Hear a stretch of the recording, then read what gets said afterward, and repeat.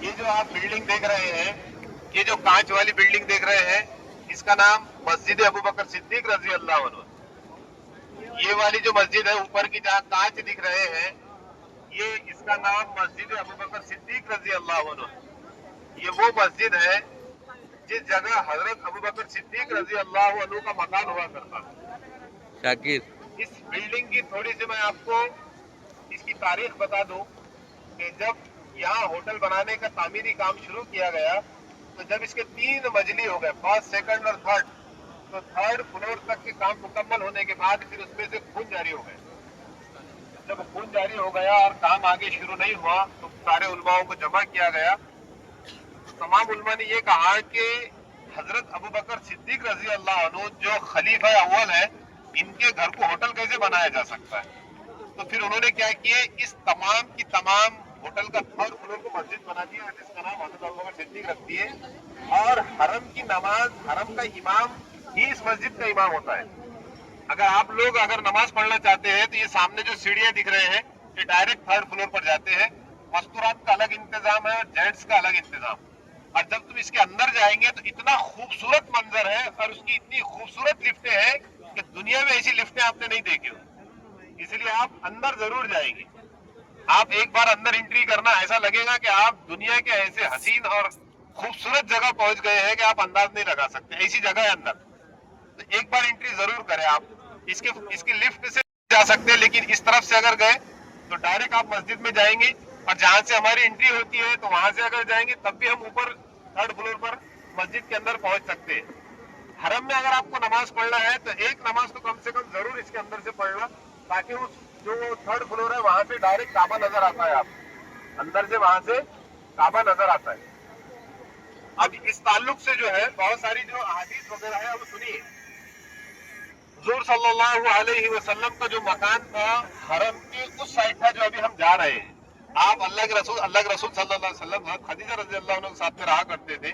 تو جب ہجرت کا موقع آیا تو یہ جو سامنے جو بلڈنگیں دکھ رہی ہے پورا پہاڑ تھا، ایسا پورا پہاڑ تھا، ایسا اس طرف بھی، اور پہاڑوں میں سے ایسے راستے بنے ہوئے تھے گھروں کے اندر آنے کے لیے۔ اس طرف کا جو علاقہ تھا ادھر ڈھلان کا تھا، اور حرم کا جو علاقہ تھا ایسی پہاڑیوں کی چوٹی کے اندر تھا۔ اس سائڈ سے بھی جو چوٹی بنی ہوئی تھی پوری، اس کا بھی حصہ، اس ڈھلان جو ہے کعبے کے اندر آتی تھی۔ یہ جو تھی صفا مروہ کی جو چوٹی تھی اس کی بھی ڈھلان جو نیچے آتی تھی۔ بیچ میں سے ایک راستہ ہے جو باب السلام، آپ نے نام سنے ہیں، تو باب السلام کا جو راستہ ہے وہ دونوں چوٹیوں کے بیچ میں کا راستہ ہے۔ اس لیے اللہ کے رسول صلی اللہ علیہ وسلم اکثر کعبے کے اندر باب السلام سے آتے ہیں۔ تو آپ بھی اس نیت سے باب السلام سے داخل ہوں گے کہ میرے نبی اس راستے سے گزرتے تھے، میں بھی اس راستے سے گزر رہا ہوں۔ اور جب اللہ کے رسول صلی اللہ علیہ وسلم باب السلام سے گزرتے تھے تو اسی راستے کے اوپر وہ بڑھیا کا گھر تھا جس کی وجہ سے وہ آپ صلی اللہ علیہ وسلم پر کچرا ڈالتی تھی، تو وہ جگہ بھی ابھی ہم دیکھیں گے جانے کے بعد۔ تو اللہ کے رسول صلی اللہ علیہ وسلم جب ہجرت کی رات کو اپنے گھر سے نکل کر حضرت ابو بکر صدیق رضی اللہ عنہ کے گھر آئے تو یہاں حضرت ابو بکر صدیق رضی اللہ عنہ کا گھر تھا۔ پھر یہاں سے آپ دونوں اللہ کے رسول صلی اللہ علیہ وسلم اور حضرت ابو بکر صدیق یہ غار ثور میں پہنچے، جو ہم کل دیکھنے کے لیے جائیں گے، جو اس طرف ہے۔ 3 دن وہاں آپ مقام کرنے کے بعد پھر ان لوگوں کو چکمہ دینے کے لیے، کیونکہ مکہ جو شہر آباد تھا وہ اس طرف آباد تھی، پہاڑیاں دکھ رہی ہیں آپ کو، پہاڑیوں کی چوٹیاں، آگے کی جو چوٹیاں ہیں پورے ان چوٹیوں کے اوپر گھر بنے ہوئے تھے، ایسے پورے بنائے گئے، اس طرف آباد تھا۔ تو اللہ کے رسول صلی اللہ علیہ وسلم اس طرف نکلے تاکہ یہ لوگوں کو چکمہ دے سکے۔ پھر غار ہرا کے اندر، غار ثور کے اندر 3 دن جو ہے وہاں مقیم رہنے کے بعد پھر اس طرف سے اس طرف مدینے کے لیے روانہ ہوئے۔ پھر اس راستے سے جو ہے اللہ کے رسول صلی اللہ علیہ وسلم مدینہ گئے۔ آپ نے مسجد ابو بکر صدیق رضی اللہ عنہ کی زیارت کرنا ہے، اندر ضرور انٹری کرنا ہے تاکہ آپ محسوس کریں کہ آپ کس جگہ پر آئے ہوئے۔